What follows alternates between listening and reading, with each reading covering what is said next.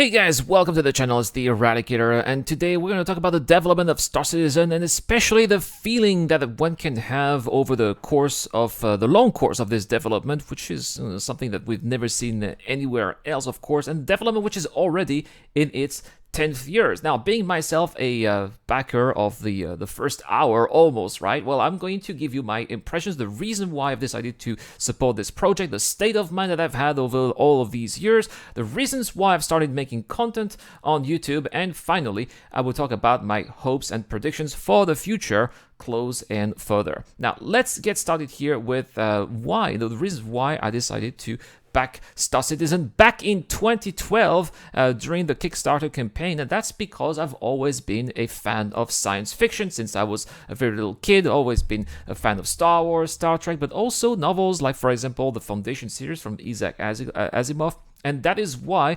I've immediately been hooked by the idea of an open universe in which the only limit would be your own imagination. How could I not be seduced in taking care of an epic space adventure from the creator of Wing Commander or Freelancer, which I absolutely loved at the end of my teenagehood?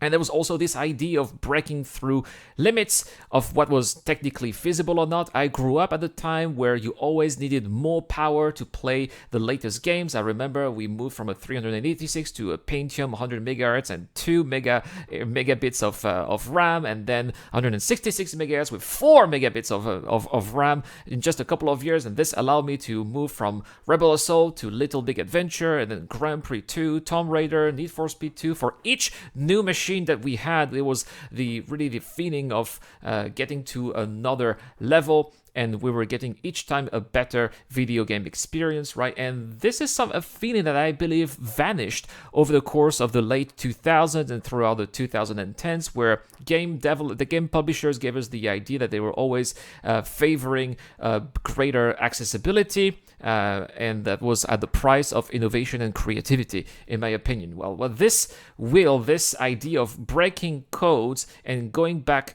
to the roots, in my opinion, was really the trigger that made me open my wallet back in November 2012 with the purchase of a package that included a Constellation, Star Citizen, and Squadron 42 for $250, which was, back in those days, I was a young professional, I was in my mid-20s, I was still living at my parents', that was a real big sum of money. Never in my life at that time had I spent so much money in a video game, so let alone a video game project, right? I really had the feeling that I was doing nonsense. But at the same time, I was a bit tired of all the reheated stuff from Electronic Arts, Ubisoft, or Activision, and I saw in this sponsorship, in this backing, an act of defiance towards the laziness and the greed of some of the major actors in the video game industries of that time, rather than an act of folly, or an act of a crazy act that was made just because I was mad, right? So in the end, I think that a lot of people had the same reasoning at that time, which is why Chris Roberts was able to successfully launch his crowdfunding campaign. And I am not sure that if this to be done again today, Chris Roberts would have had the same success that he had back in those times, given that back in those days the space genre was rather dead, but it's been pretty much resurrected ever since. Now, next, we're going to talk about, how has it been since 2012, right? Following Star Citizen, backing Star Citizen since the beginning was definitely not an easy thing. We're not going to lie here. And in 2013, we only had, if you remember that, just a hangar module with just a handful of ships. And every time we had a new presentation in Gamescom or CitizenCon, people were already being amazed at just tiny little animations. Yeah, we were happy with very few back in those days. What we were ignoring, what we didn't know, was that Chris Roberts and his team had to create everything from scratch, that unfortunately things that were being shown to us were not really real. We think about, for example, the Sandworm or the Bengal attack from the Vandal. All of this, by the way, triggered quite a lack of understanding from the community. People did not really understand why was that, and some were even fell into anger for some part of the community because they felt like they were being cheated as more and more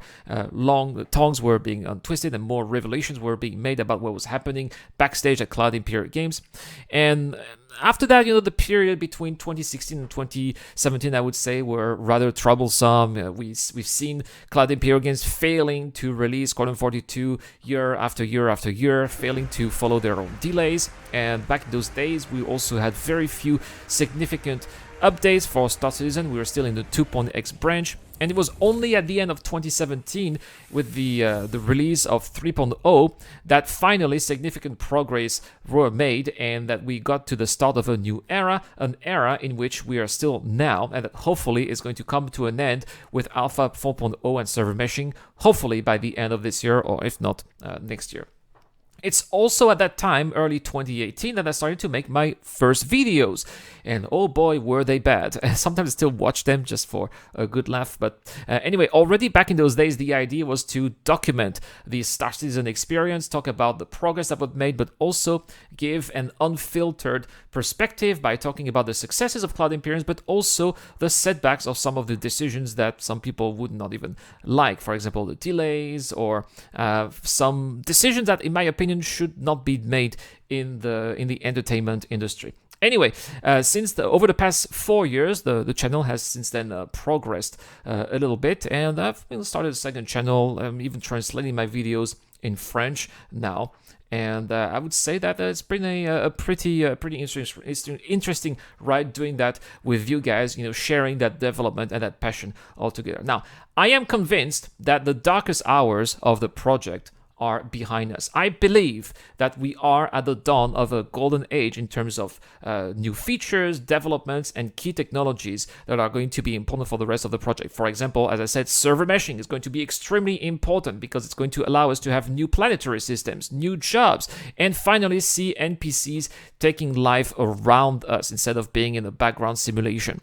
I also believe that at some point Squadron 42 will come out. I also think that this is the reason why Jared, but especially Chris Roberts and some other very important developers of the project have moved to Europe, and particularly in Manchester, England. I also believe that we're going to have the 10th anniversary celebration this year in October, and we could have very well an announcement for the release of Squadron 42. This wouldn't mean that this will be the final announcement. I mean, you could just look at Starfield, for example, to remember that delays are a common thing in the video game industry, but nevertheless, I still think that a little gesture, for example, a footage, maybe a trailer, would be a sign that the wait is finally about to end after all of these years, of almost a decade, right? So there we have it.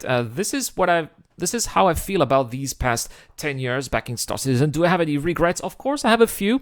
Especially in 2015, I got a part of my fleet refunded, including a Banu Merchantman for $250. It really hurts. I made this decision back in those days because I moved to Taiwan and I spent more money than I had anticipated. I had no money to buy a new computer. So CIG was very kind enough to partially refund my account. And now, unfortunately, I cannot get back my ships back. And that's one of my biggest regrets. I also wished I had started making content a little bit earlier to share the Star Citizen experience a little bit earlier as well with you guys. But pretty much that's basically it. Apart from that, I think that it's been quite a fantastic experience. Having been here since the very beginning makes me cherish every single progress made, every single update, because I always keep in mind all the setbacks, the difficulties that we've had since the beginning. And I'm still convinced that Cloud Imperial Games is creating the ultimate video game fantasy that is going to survive its release for years, if not decades, a little bit like EVE Online, which is still popular almost 20 years after its release. Now, sure, I would have loved Star Citizen to come out a bit earlier, like in 2014 or 2015, which was originally planned, but I think that we would have had an average game, a classic experience that we would have forgotten very quickly, a little bit like Star Wars Squadrons, for example. So I think that in 2015, the decision that we made to go back from scratch from the beginning and create the planetary tech that we have now, thanks to the people from Crytek, was a good decision, a decision which I voted in favor of back in those days, by the way. And I think that in the end, we moved from what would have been the Star Citizen, the original Star Citizen, to Star Citizen 2. And I think that it was definitely worth it, because all you have to do now is to turn on Star Citizen to see all the potential that this game has. And that is all for this video, guys. Thank you so much for watching. A big shout out to all of my supporters on Patreon and YouTube Job membership program. You guys are making this kind of content possible. Big shout out to all of you as well who share the videos, hit the like button. You guys are absolutely awesome. And I've got a giveaway for you guys. Let me know in the comment section down below to get a chance to win an expense with LTI. How long have you backed the project and how have you felt over this past couple of years? Let me know your feelings in the comment section down below. Make sure to also subscribe in public settings to get to enter this contest. Also, as I said, if you support my channel, you have access to exclusive content, exclusive videos, and my Discord channel as well, where we have another giveaway over there. It's another expense with LTI. Thank you so much for watching. Thank you so much to Dr. Fabin, the DJ Dunn, Eric Olm, Captain Steak, and Geek Citizen. It's the Eradicator. I will see you guys later. A huge shout out to everyone who's been helping me out on Patreon and via the YouTube Join membership program. Creating content on YouTube involves continuous circles of ups and downs, and it is when we are the lower parts of the curve that your help really motivates me to keep on going. Your contribution really does make a difference, which is why in return I try to give back by offering backers access to my private Discord channel, automatic access to exclusive giveaways, or answering your questions during the show. You can help me out with as little as $1 a month, and any help is greatly appreciated. Thank you very much for watching again. This is the Eradicator. I'll see you guys later.